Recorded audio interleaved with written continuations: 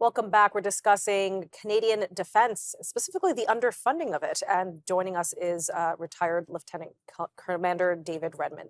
Thank you again for joining us. We were discussing how, like, when our military funding became lax or when it started to slide, and you pinpointed to the 1970s. And actually, I apologize, I wasn't aware that the former Prime Minister Pierre Elliott Trudeau was trying to remove us from NATO. That's probably going to come as a shock to many Canadians. Uh, Obviously, that's 50 years ago. A lot of time has passed. How have geopolitics changed in the past few decades, and how has that necessitated a pivot or perhaps an increase in attention to our national defense?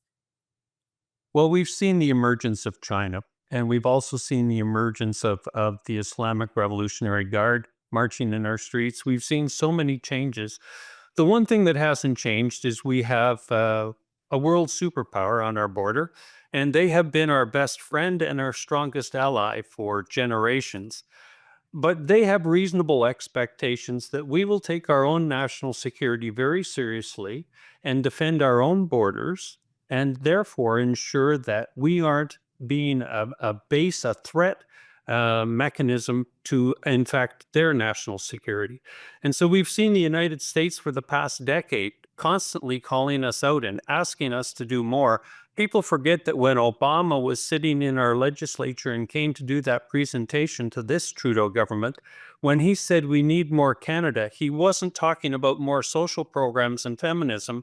He was talking about our commitment to NATO, very specifically in that speech, and he wanted us to step up our spending and to step up our commitments. So this isn't new. We need to have taken this far more seriously. But in the last 10 years, I put it to you, it is the worst that we've ever seen in the erosion of all of our national security elements, not just the Department of National Defense and the CAF, but certainly the worst in my memory.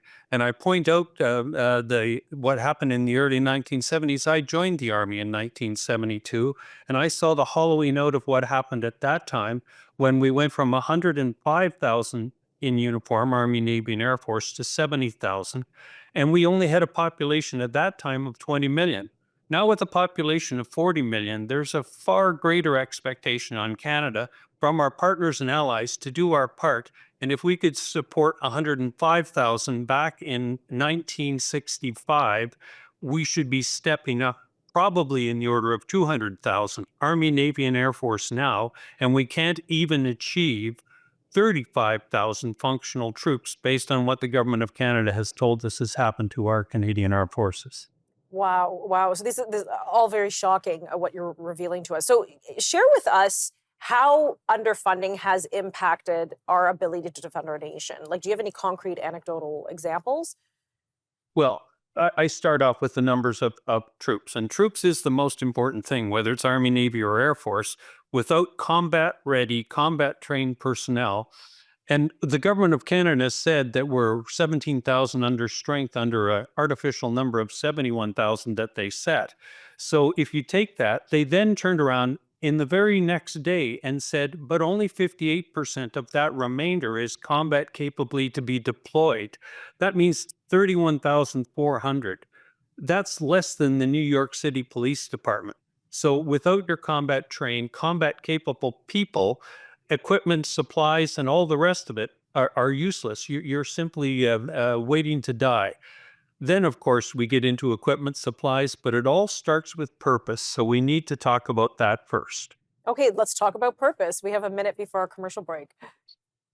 The purpose of a force is to fight. There is no other reason for having an armed forces. And without the ability to defend your borders from foreign and domestic threats, and without a footprint to demonstrate to the world that you're serious about your national defense, they take advantage of you. They put people into your country. We see Chinese with police stations in our country. We see them directly interfering in our elections. That's because we haven't taken the purpose of national defense seriously, and we have allowed foreign threats directly into our own country, let alone to start conflicts with our allies and partners. Yeah, David, I completely agree. We've had several shows about election interference, foreign interference, threats against Canadian citizens from foreign governments like China, like Iran. It is all indeed quite shocking. We're going to pick up this topic in just a few moments.